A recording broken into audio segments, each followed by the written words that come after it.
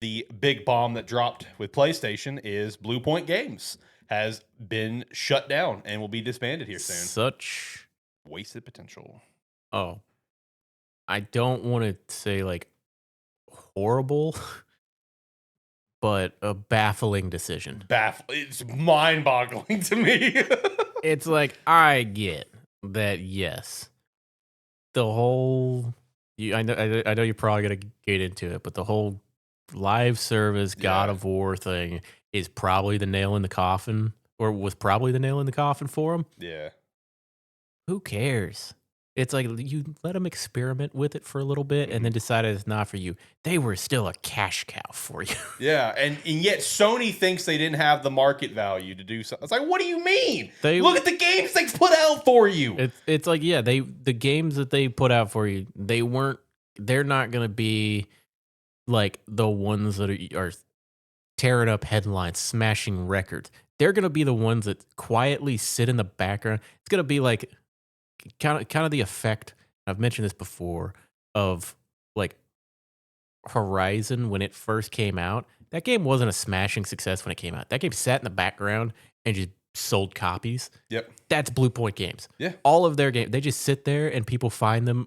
It's like people will know about them and pick them up eventually. Yeah.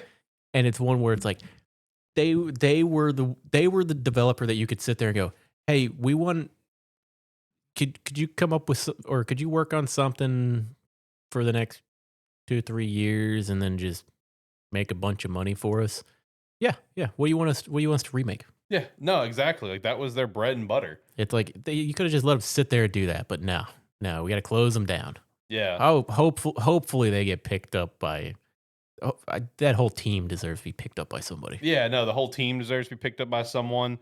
Hopefully we have honestly the most ideal scenario is please let's have like a Tango Gameworks situation where someone is like, yeah, we'll just pick up the whole studio. You can keep the name and everything. Let's make a transition happen, whatever.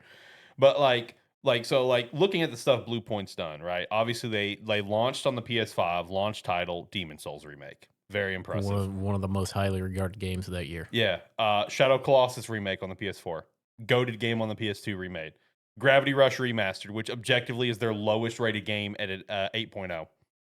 8.0 is their lowest rated remaster remake. Uncharted Collection 8.6, Metal Gear Solid HD Edition 8.9, Ico and Shadow Colossus Collection 9.2, God of War Collection 9.1. Yeah, it's like they could just let them sit there, remaster, remake games, and you would just in the background be making money. Yeah. And like I want to go ahead and address this as well. Per an interview with a Blue Point employee, apparently Blue Point is the one that approached Sony with the idea of the God of War live service. Okay, kudos to Yeah, them for being yeah, experimental, but don't shut them down when it didn't work. Send them but back yeah, what worked. that's one thing we've talked about before as well. It's like you have this studio that's done all this work and been super successful for you, and then they come and they want to try something. Yeah, So you let them try something. If that doesn't work, you don't fire everybody. yeah.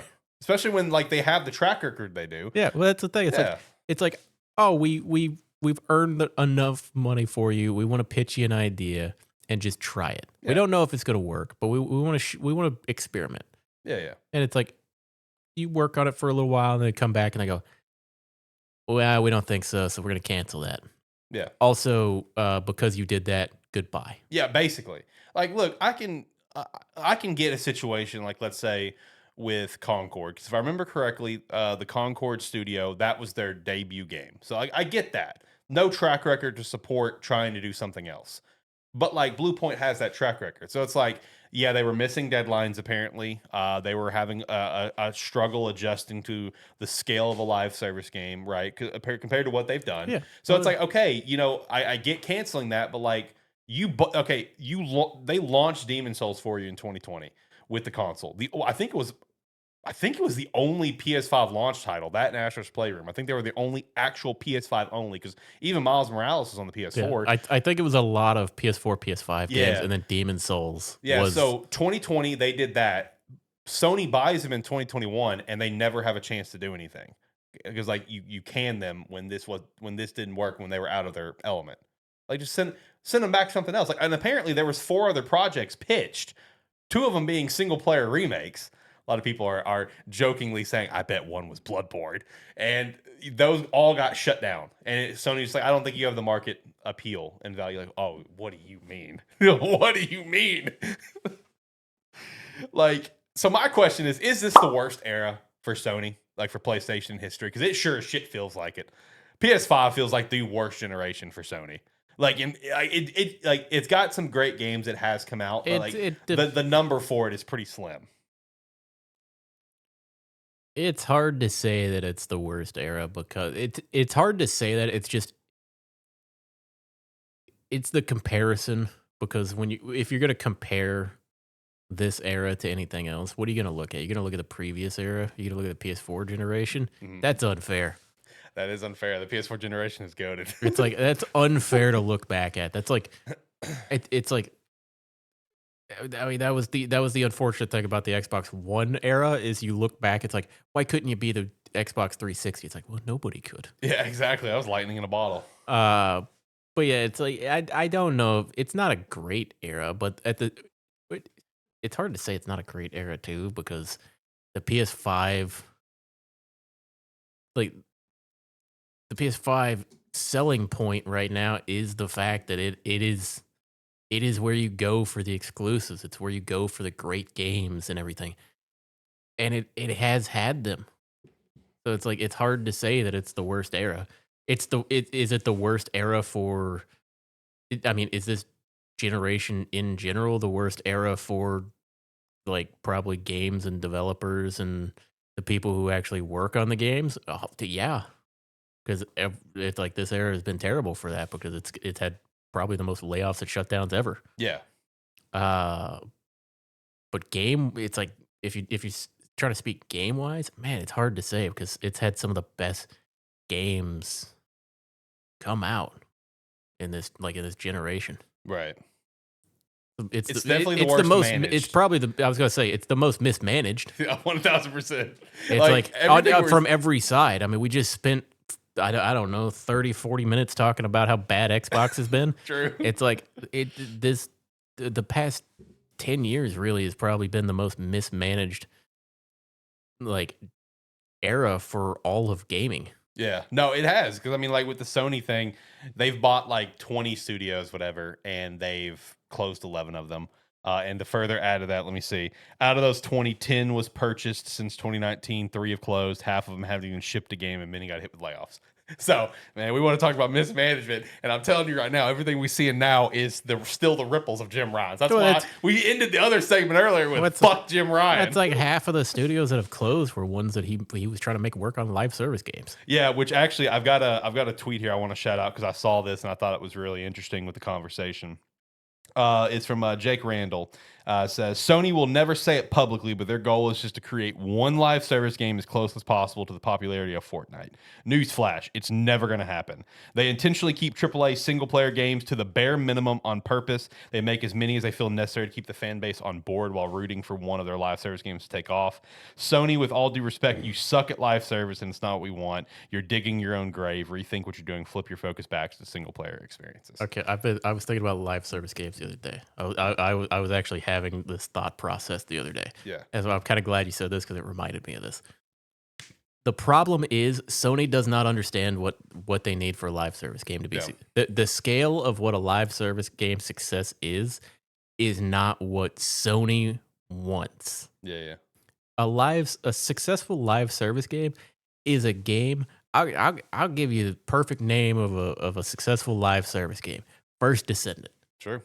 Because you know what happened there? That game came out, had several 100,000 people playing it for 2 months. I was one of them. I had hundreds of hours put into it in the first month and a half of that game. I haven't touched it since. You know who has? Probably the 10 or like 5,000 people. I don't know how many people are playing it still.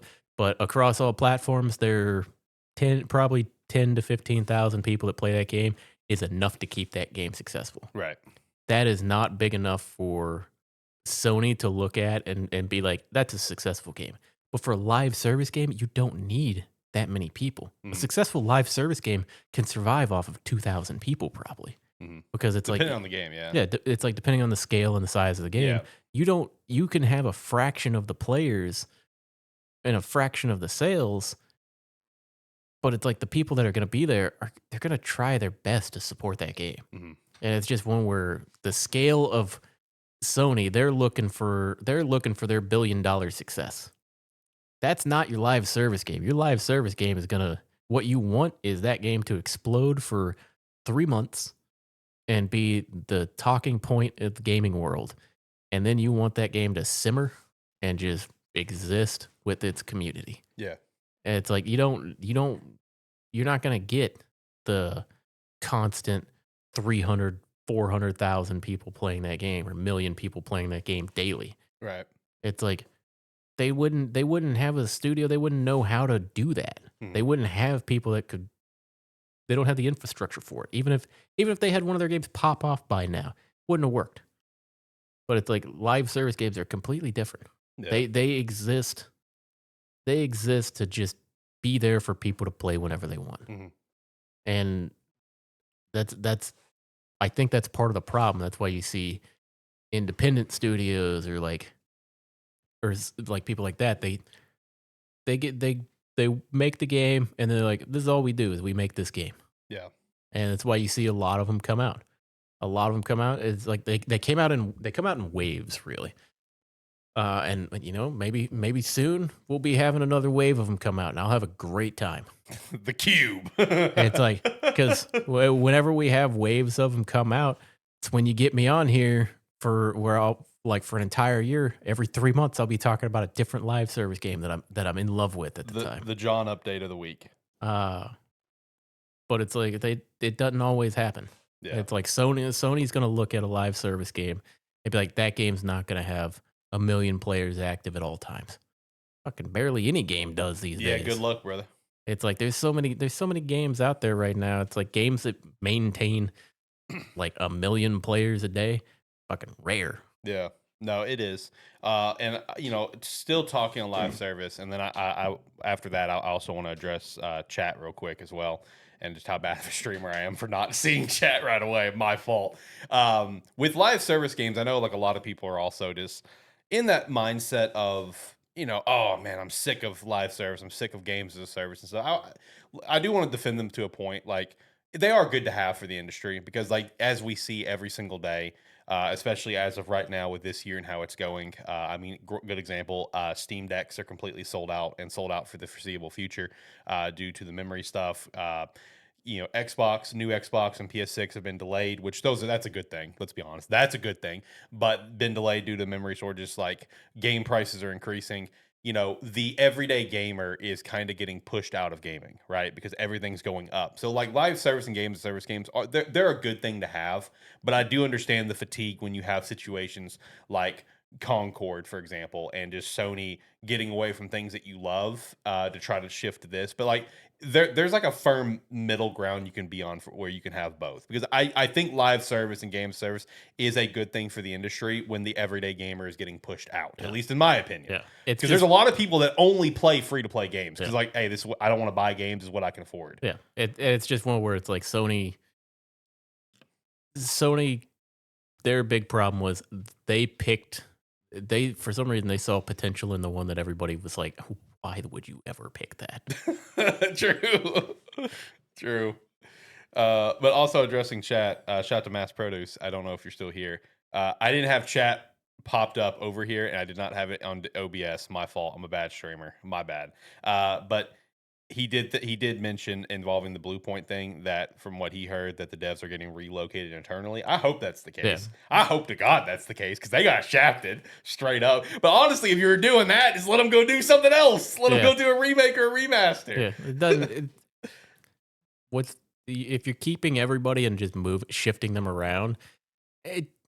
Keep the team together. What are you gonna do? Move the entire team to somewhere else, give them a new name, and have them do the same work? Exactly. Why? You have the established name. Yeah, you have the name that people know. It's just like, oh, that's the remake remaster. There's nothing wrong with being the remake remaster studio either, because it's like what you talk about all the time. It's like making games more like available and accessible, whatever. It's like it's great. Keep doing it. Yeah. Everyone wants a Bloodborne one. Do Bloodborne. Yeah, Sony hates it. I know they really do, man. They hate Bloodborne and Bloodborne fans for whatever reason. It's like that game is still capped at like 30 FPS. Everyone's like, I just want 60. That's all I want. You can leave the game the same. Just make it 60, please. Oh God. No, is this the worst era for PlayStation? I mean, you bring up a lot of solid points. We've had a lot of great games, like from third parties as well as first Yeah. parties. It's just definitely the most mismanaged. Yeah. Management wise, yes. Disaster. It's like Disaster. management wise, it's probably the worst era across the board. Yeah. Just absolute disaster. Like just this whole generation of gaming just feels so weird. Like I've made a video about this forever ago and actually did pretty well on numbers. Shout out to that. Thanks to everyone that watched it. Where I just went on a ramble for 10 minutes. I think we were on a break one week or something. And I just went on a ramble for 10 minutes. Like, yeah, this gaming generation just feels so freaking weird because of just how mismanaged it is. And just the amount of closures, layoffs, this, cancel this. It's just a weird generation, man. One of my favorite things I've seen. This is completely tangent, but I've been seeing these posts every now and then. Been seeing them a lot lately. Yeah. And it's related to GTA 6 where people will take screen caps from GTA 6 footage and then like screen caps from GTA 5 footage and they're like comparing it and they're like, man, GTA 6 makes GTA 5 look like a PS3 game. And then there'll be a comment on it. It'll be like, it'll be like, boy, you're never going to believe this. GTA 5, bro. It's transitioned so many generations. It's I see so many variations of that where it's somebody comparing it and be like, man, this game looks like it's for the PS3 compared to this.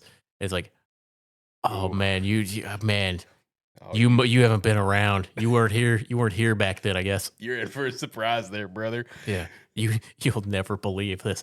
It was made for it. Yeah, exactly. The fact that it still holds up to this day is wild.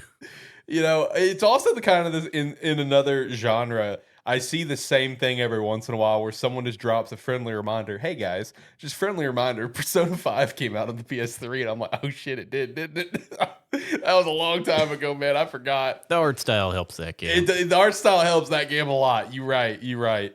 But yeah, no, the GTA. I see those same memes where it's just like, hey, friendly reminder, buddy. It did come out on the PS3. It's just like, oh man, that game has transcended generations, dude. It's like the Skyrim meme too, man. 11, 11, 11, 360 PS3 generation, still being re-released all the time. Like, God bless. One other thing I wanted to add on is kind of like a little bit of a side tangent, to an extent with all the conversation with Xbox and PlayStation and stuff, is because, like, obviously, as you know, and I know, there's negativity around this all the time.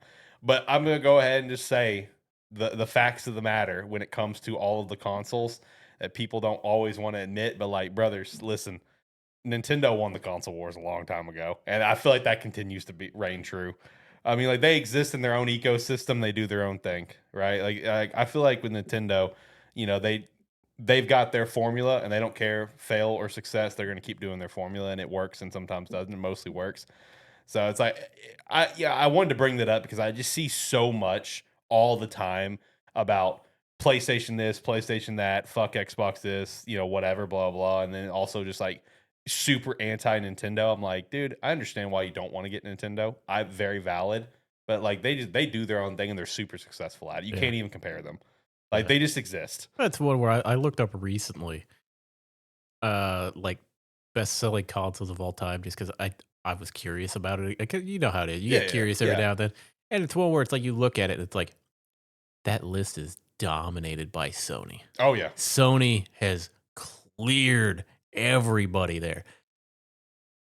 Unless you're Nintendo, and then it's just like you have PS2 at the top, and then it's just like Nintendo. Then there's all of Sony. Yeah. It's like, it's like Sony exists, or Nintendo exists in their own little bubble, and yes, they are massive. But in general gaming news, like if you pay attention to the big showcases and all that, and like Keighley shows and that, you would assume Nintendo just doesn't exist anymore. Yo, facts. Meanwhile, they're just sitting over there outselling everybody. I know. They're just doing their own thing, man. It's like they sit over there and they outsell everybody. granted, they do a lot of shit that people don't like.